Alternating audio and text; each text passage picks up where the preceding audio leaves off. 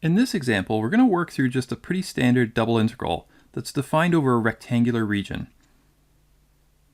When we say it's defined over a rectangular region, what we mean by that is if we consider the limits of integration for x and y, if we were to plot this in the xy plane,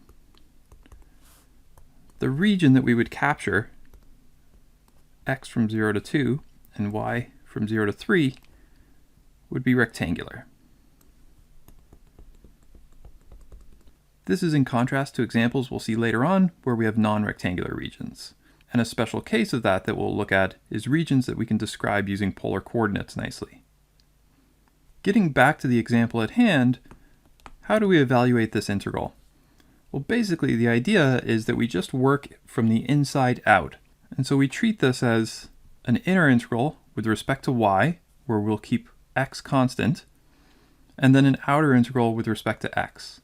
So if I were to just evaluate this inner piece, right, this is the integral from y equals 0 to 3 of x squared y integrating with respect to y.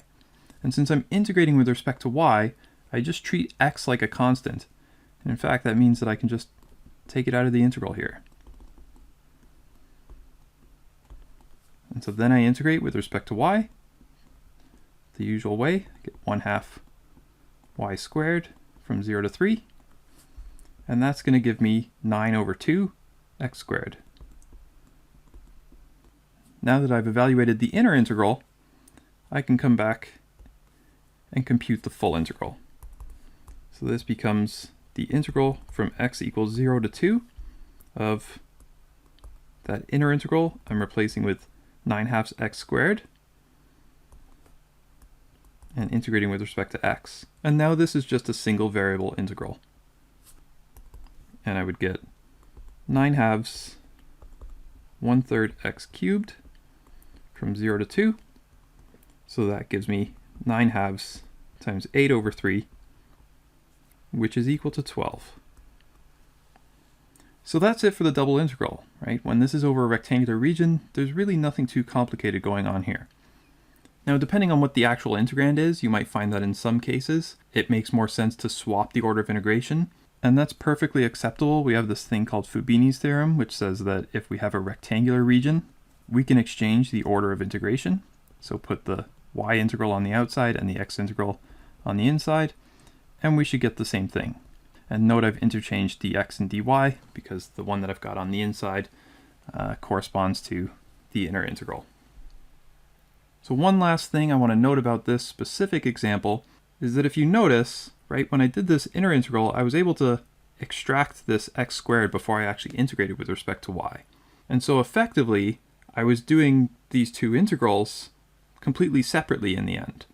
And by that I mean, let's take this integral, bring it down here with us.